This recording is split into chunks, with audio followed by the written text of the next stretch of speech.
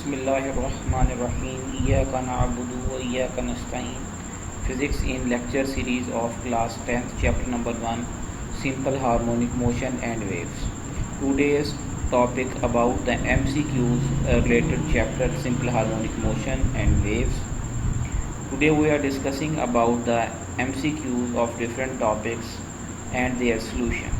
If you don't see our previous videos about simple harmonic motion and waves, please also watch these videos.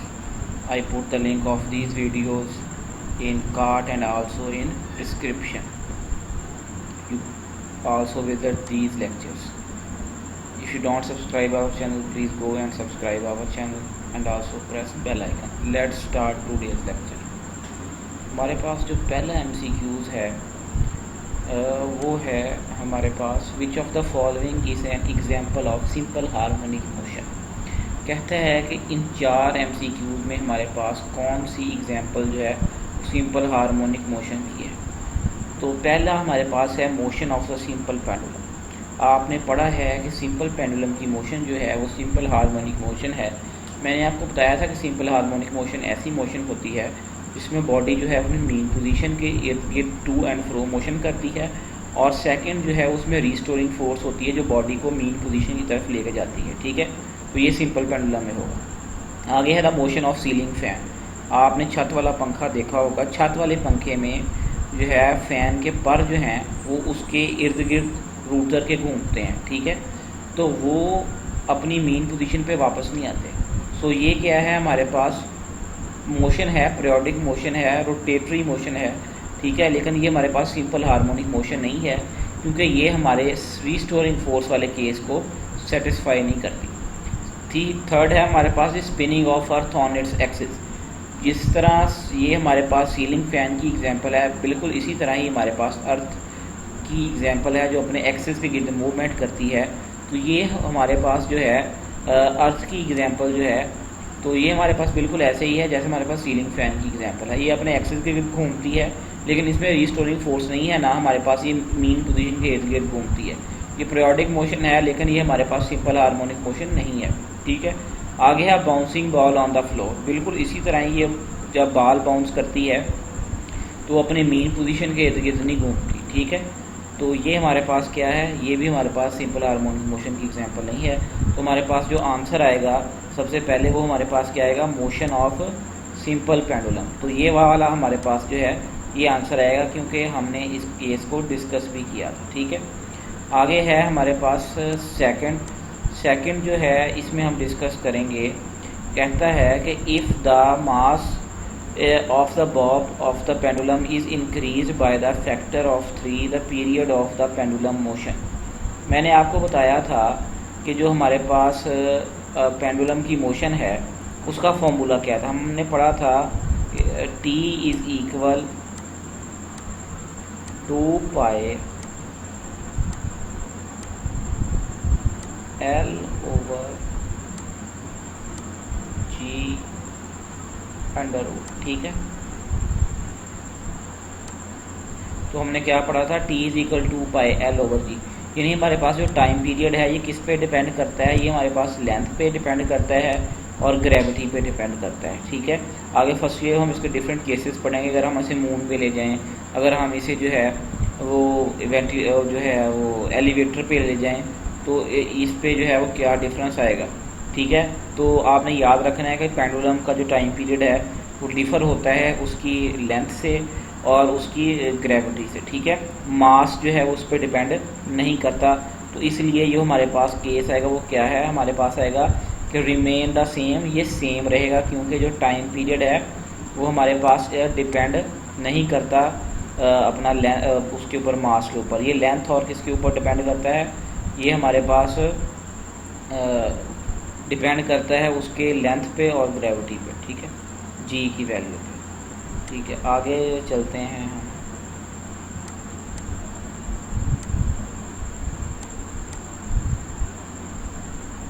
अच्छा जी, अगला MCQ जो है वो हमारे पास है which of the following devices can be use to produce both transverse waves and longitudinal waves.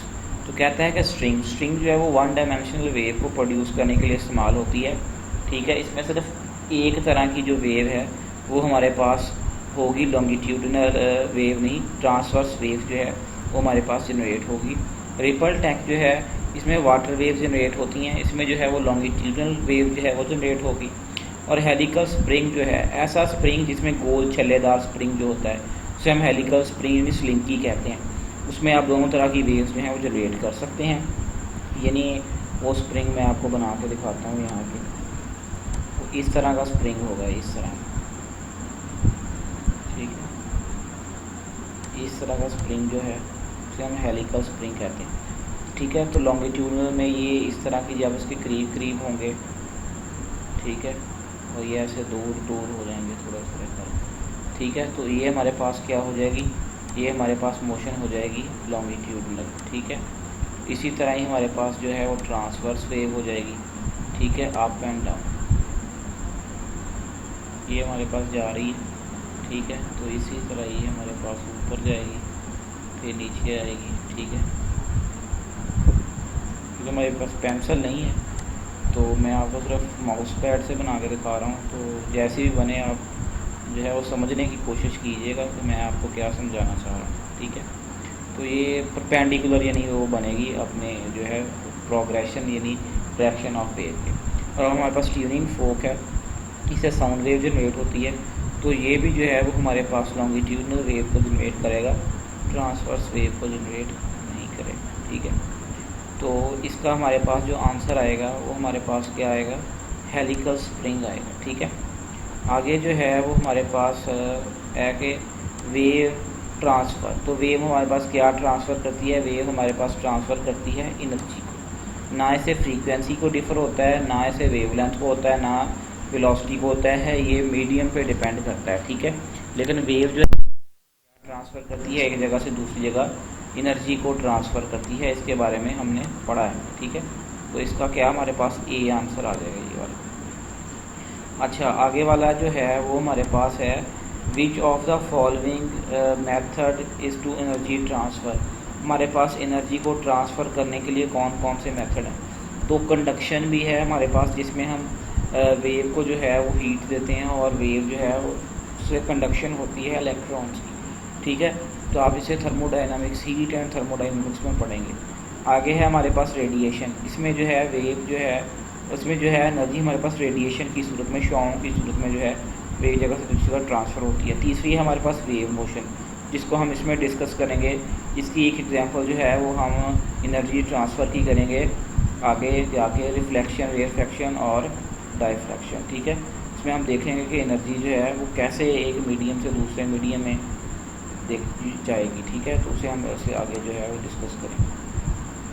अच्छा, तो इसमें आल पे आ जाएगा, तमाम तीनों जो हैं ऊपर वाले वो एनर्जी को ट्रांसफ़र करते हैं एक जगह से दूसरी जगह। अच्छा जी, आगे जो है वो हमारे पास आ जाएगा, कहता है in the vacuum all electromagnetic waves have the same, कहता है कि वैक्यूम में हमारे पास क्या होता है, वैक्यूम में क्योंकि हमारे पास एयर रेजिस्टेंस नहीं होती, इसलिए हमारे पास वहाँ स्पीड ऑफ जो है वेव की वो क्या होती है, सेम होती है तमाम वेव्स की, ठीक है। तो ना वो फ्रीक्वेंसी पे, ना एम्पलीट्यूड पे, ना हमारे पास वेवलेंथ पे डिपेंड करती है, ठीक है।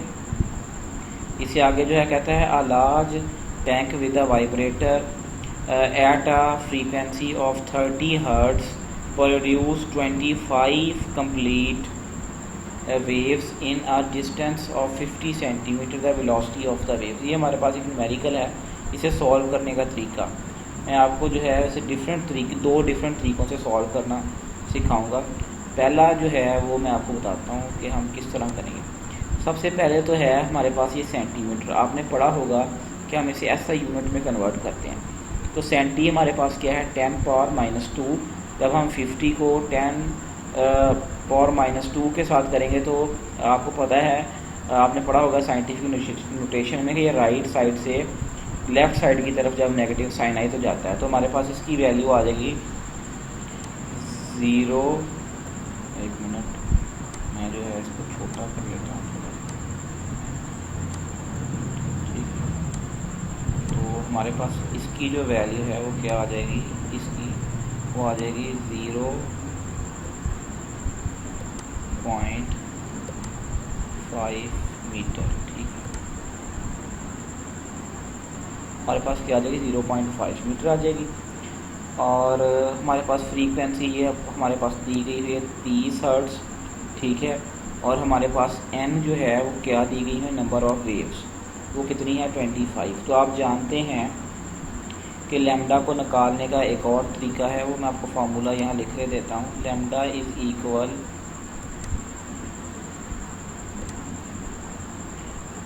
इज़ इक्वल एस यानी स्पीड डिस्टेंस जो उसने ट्रेवल किया है, एस ओवर हमारे पास क्या है एन क्या है हमारे पास नंबर ऑफ वेव्स हैं। तो एस ओवर एन यानी 50 को 0.5 को जब हम 25 से डिवाइड करेंगे तो हमारे पास क्या आ जाएगा 0.02 आ जाएगा। ठीक है, हमारे पास क्या आया, इसका आंसर 0.02 मीटर आ गया। ठीक है, तो आपने साथ ही ये याद रखना है कि न्यूमेरिकल में यूनिट लाजमी साथ लिखना है, प्रीफिक्सेस भी अगर है तो साथ लिखना है। ठीक है, आगे हम जानते हैं, हमने पढ़ रखा है वेव इक्वेशन में v is equal F lambda. ये पहले मैं आपको लैम्डा लिख के दिखाऊँ, लैम्डा हो गया, और ये हमारे पास क्या आ गया, ये हमारे पास आ गया एफ। ठीक है, v is equal F lambda 0.02 metre ये हमारे पास यहाँ पर मौजूद है, और 3 हर्ट्ज़ हमारे पास फ्रीक्वेंसी है। दोनों को जब हम मल्टीप्लाई करेंगे तो हमारे पास आंसर जो आएगा वो आएगा 0.6 यहाँ पॉइंट को लगा लेते हैं 0.6 मीटर पर सेकंड। ठीक है, तो ये वाला हमारे पास बी आंसर आ जाएगा। अगर हम 70 को 10⁻⁻² को 60 पे डिवाइड करें तो ये हमारे पास 0.6 मीटर आता है। ठीक है, तो एक तरीका ये है हमारे पास, इस तरीके से हम जो है इसे सॉल्व कर सकते हैं। सेकंड मेथड भी मैं आपको बता देता हूँ, उससे भी आप जो है वो इसे सॉल्व कर सकते हैं।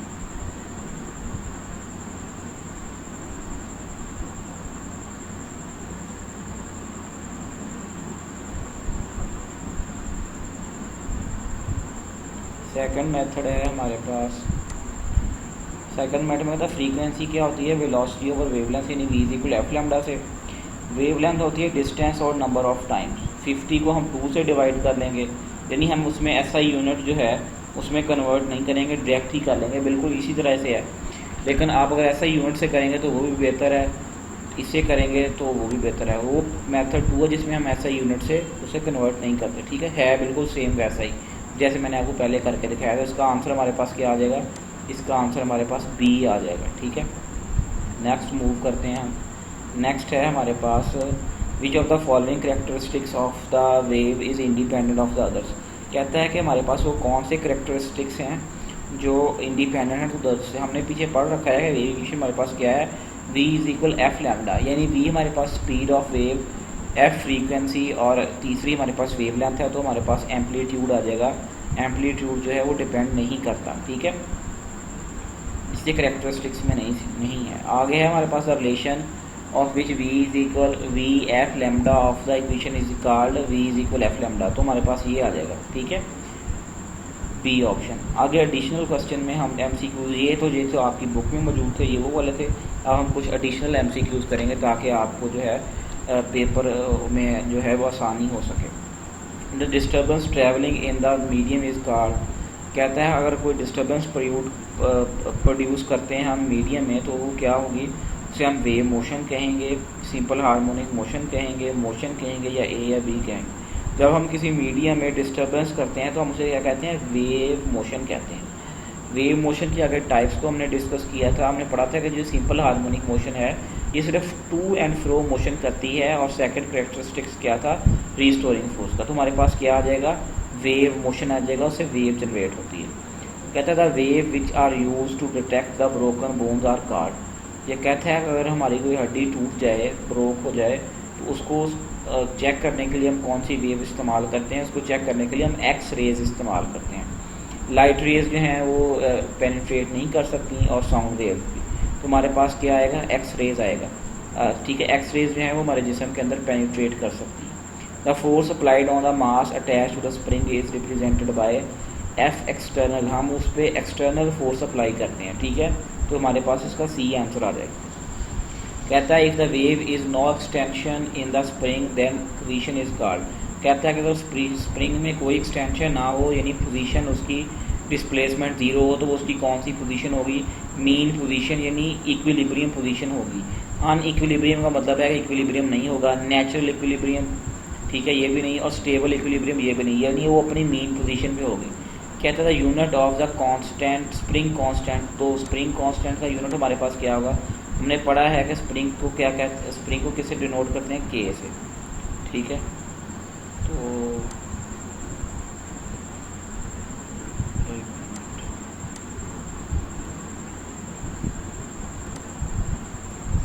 हाँ, स्प्रिंग को हम डिनोट करते हैं के के साथ। के इज इक्वल एफ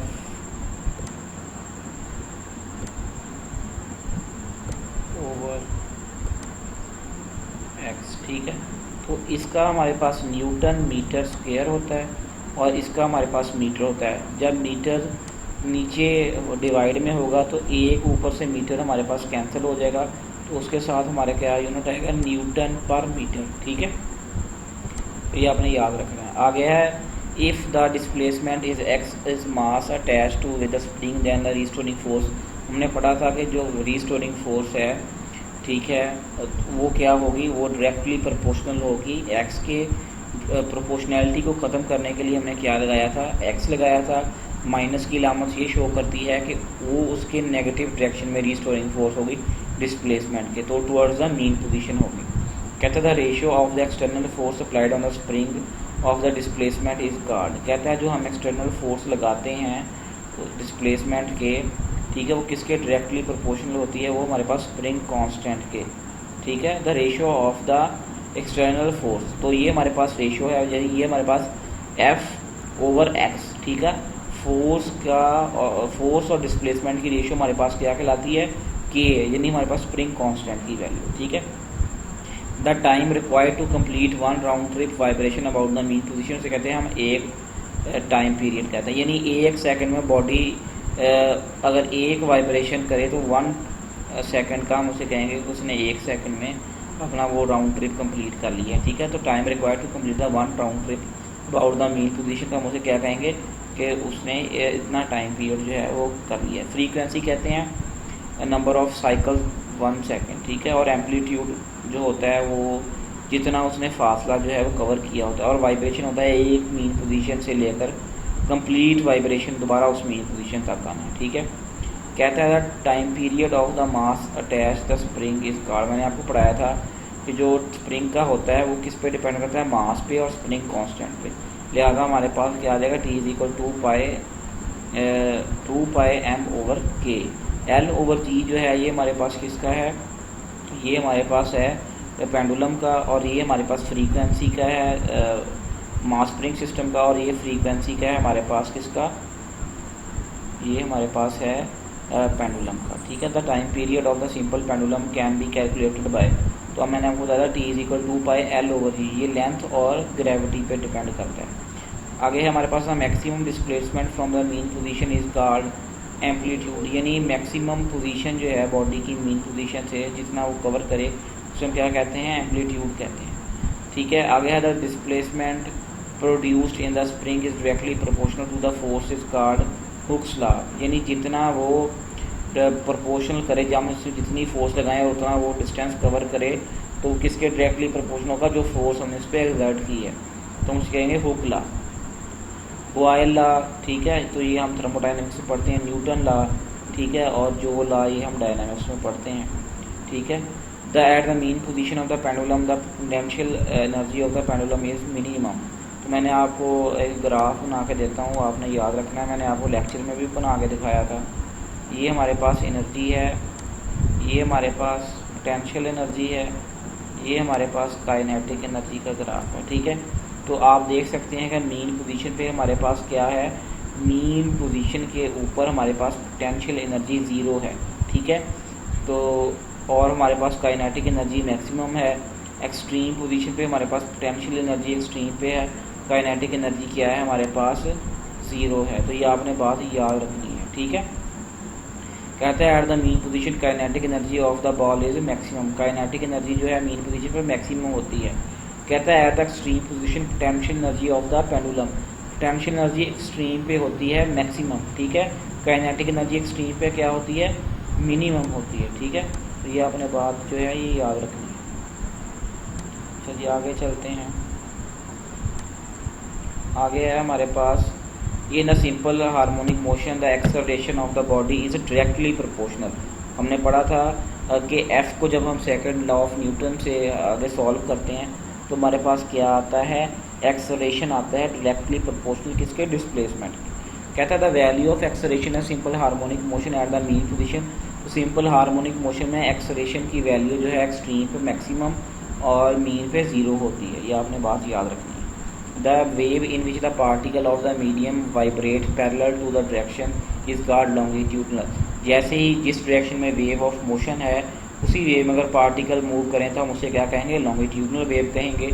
अगर हमारे पास वो क्या करे, परपेंडिकुलर वेव मोशन के करे पार्टिकल मूव तो हम उसे ट्रांसवर्स वेव कहेंगे। अगर किसी वेव को मीडियम की ज़रूरत ना हो हम उसे कहेंगे electromagnetic wave. The wave in which the particle of the medium vibrate perpendicular to the motion को मैंने बताया तो उसे transverse wave. The sound wave are called longitudinal wave. Sound wave जो क्या है वो हमारे पास लॉन्गिट्यूडनल वेव है।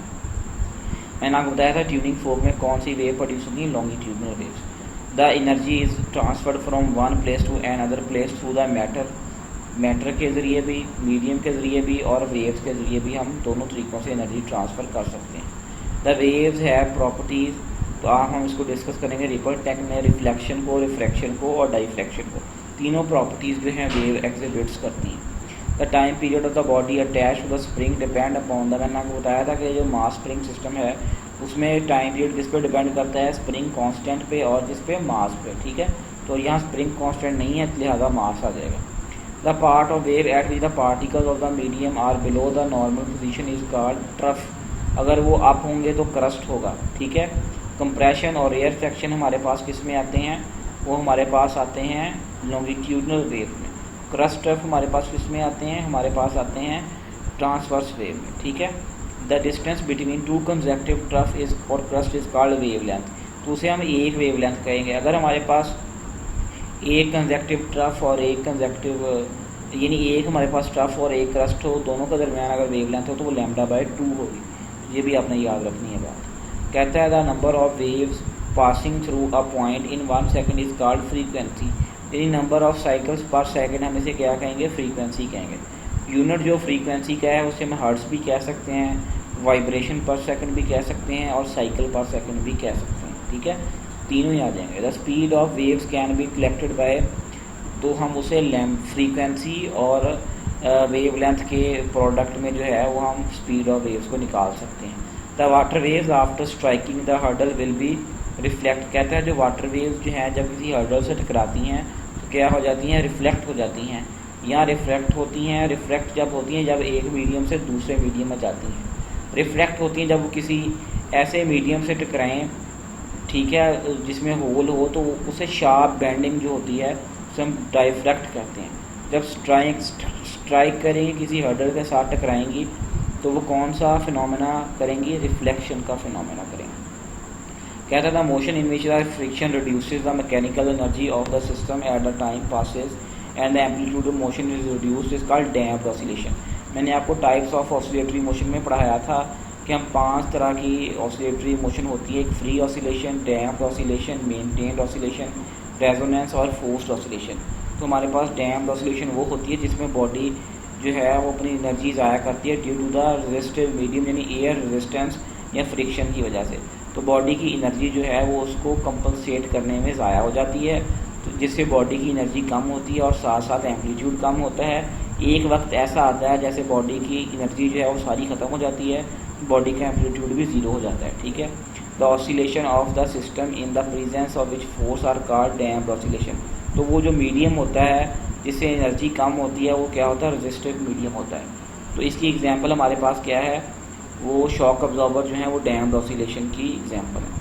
Time period of the reciprocal, तो मैंने आपको बताया था कि टाइम पीरियड किसके रेसिप्रोकल होता है, फ्रीक्वेंसी के। ठीक है, कहता है कि अगर हमारे पास the water waves obey the laws of, जो वाटर वेव्स हैं हम जिन्हें रिपल टैंक में डिस्कस किया था पिछले लेक्चर में, उसमें हम क्या पढ़ा था कि रिपल टैंक में 3 फिनोमेनाज होते हैं जिसमें हम 2D वेव को डिस्कस करते हैं, यानी वाटर वेव्स को। तीनों फिनोमेना में रिफ्लेक्शन, रिफ्रैक्शन और डायफ्रैक्शन होती है। ठीक है, आगे है the product of frequency and the time period is equal to 1, क्योंकि टी इज इक्वल, मैं आपको करके दिखाता हूँ। देखें हमारे पास जो है वो क्या है, T is equal to 1/f होता है। ठीक है, जब हम फ्रीक्वेंसी को उधर ले जाएंगे दूसरी साइड पे, यानी इस साइड पे, तो हमारे पास क्या हो जाएगा, मल्टीप्लाई हो जाएगा और दोनों का प्रोडक्ट हमारे पास क्या आएगा, इक्वल टू 1 आ जाएगा। ठीक है, तो आगे हम जो है वो डिस्कस करते हैं। कहता है if the mass of the sample pendulum is doubled, तो हमने क्या पढ़ा था कि सिंपल पेंडुलम में जो है वो हमारे पास क्या हो जाएगा, सिंपल पेंडुलम का हमने पढ़ा था T is equal to 2 pi L/G। ठीक है, तो हमारे पास ये क्या है, ये हमारे पास लेंथ पे डिपेंड करता है, किस पे डिपेंड नहीं करता, मास पे डिपेंड नहीं करता, ये हमने पढ़ा था। ठीक है, कहता है if the mass of the bob of simple pendulum is doubled then the time period. कहता है कि जब अगर हमारे पास क्या है, मास जो है सिंपल पेंडुलम का वो आधा कर दिया जाए, तो हमारे पास उसके टाइम पीरियड पे क्या फ़र्क पड़ेगा। यानी ये हमारे पास जो टाइम पीरियड है, लेंथ है हमारे पास, सॉरी, इसको अगर हम हाफ कर दें, ठीक है, तो ये क्या हो जाएगा, तो इसका आ जाएगा, अगर हम इसका अंडर रूट से इसे निकालें तो ये हो जाएगा L under root over 2 under root. ठीक है, तो हमारे पास जो 2 अंडर रूट है ये बाहर आ जाएगा, बाकी L अंडर रूट वाला सेम फार्मूला यही आ जाएगा, तो हमारे पास क्या आएगा, T/2 अंडर रूट। ठीक है, यानी हम L/2 को रखेंगे, L ऊपर रहेगा, 2 नीचे आके डिवाइड हो जाएगा। जब हम इनको अलग अलग करेंगे, इनका स्क्वायर रूट, तो हमारे पास यही सेम फार्मूला आ जाएगा, ये 1/2 अंडर रूट मल्टीप्लाई हो जाएगा, तो हम लिख सकेंगे नए टाइम पीरियड को T dash is equal to 1/2 under root T। ठीक है, तो उम्मीद करता हूँ कि आपको इसकी समझ आ गई होगी। अगर आपको इसकी समझ नहीं आई तो आप मुझे कमेंट सेक्शन में लाजमी बताइएगा, मैं आपको इसके बारे में एक्सप्लेन कर दूँगा दोबारा। ठीक है, तो लिमिटेड रिसोर्सेज हैं तो मैं आपको पढ़ा रहा हूँ, तो इसके साथ ही जो है वो आप गुजारा कीजिएगा। इंशाल्लाह जो है टाइम के साथ साथ जो है वो हम इसमें इम्प्रूवमेंट करेंगे। कहता है the diffraction of the waves can be observe clearly only when the size of slit और obstacle is nearly equal to the wavelength. मैंने आपको इसको जो है रिपल टैंक में 3rd लेक्चर में मैंने आपको डायफ्रैक्शन बारे में तफसील से बताया था कि अगर हमारे पास डायफ्रैक्शन जो है वो साइज़ ऑफ स्लिट से कम है वेव लेंथ, ठीक है, वेव की, तो तब भी हम जो है वो इसे ऑब्ज़र्व नहीं कर पाएंगे। अगर हमारे पास जो है वेव लेंथ ज़्यादा है साइज़ ऑफ ऑब्स्टेकल से, तब भी हम इसे ऑब्ज़र्व नहीं कर पाएंगे। इसकी एग्जांपल मैंने आपको दी थी कि अगर हमारे पास एक शिप हो छोटे साइज़ की, तो जब उसके साथ बड़े साइज़ की वेव लेंथ आकर टकराए तो हम उसमें जो है वो डायफ्रैक्शन को नहीं ऑब्ज़र्व कर पाएंगे। अगर हमारे पास वही वेव जो है वो एक बड़े जहाज़ के साथ टकराए जिसका साइज़ बड़ा हो, तो हमारे पास क्या हो गया, ऑब्स्टेकल का साइज़ बड़ा हो गया, ठीक है, तो अब उसमें हम डायफ्रैक्शन पैटर्न को ऑब्ज़र्व कर पाएंगे। ठीक है, तो इसी तरह इसका वाइस वर्सा है। ठीक है, आगे है हमारे पास अगला MCQ, कहते हैं in the simple pendulum motion restoring force is provided by the weight of the body. मैंने आपको बताया था कि हम उसमें वेट कंपोनेंट करते हैं, तो उसमें वेट का एक कंपोनेंट जो है वो रीस्टोरिंग फोर्स हमारे पास जो है प्रोवाइड करता है, W is equal to mg sin theta. और जो हमारे पास cos थीटा वाला कंपोनेंट था वो हमारे पास टेंशन के साथ जो है वो हमारे पास कैंसिल आउट हो जाता है। ठीक है, कहता है ripple tank is an instrument which is use to study the characteristics of mechanical waves.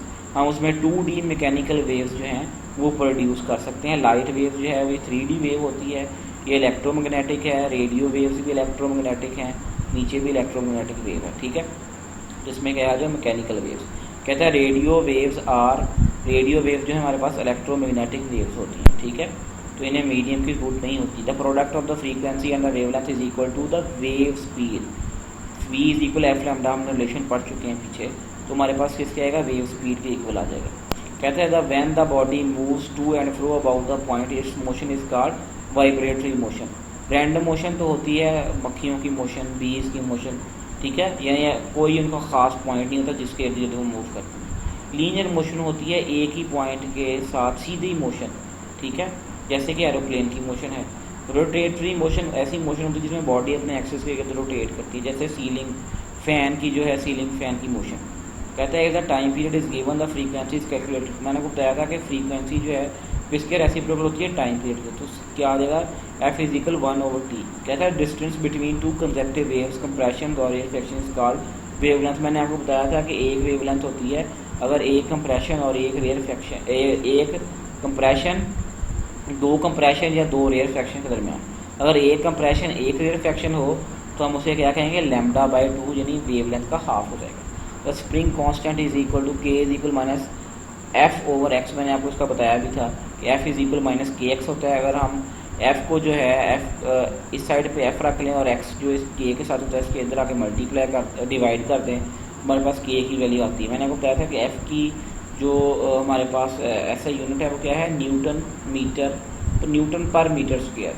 तो हमारे पास एक्स का क्या है, मीटर, तो पर के साथ हमारे पास जो नीचे डिवाइड होगा, ऊपर -2 है, नीचे वाला एक पॉजिटिव जो है ऊपर वाले एक नेगेटिव को कैंसिल करेगा तो ऊपर एक नेगेटिव m बच जाएगा, ये न्यूटन पर मीटर हमारे पास इसका आ जाएगा। Frequency is equal to, frequency मैंने आपको बताया था कि वो क्या है, टाइम पीरियड के रेसिप्रोकल होती है, ठीक है।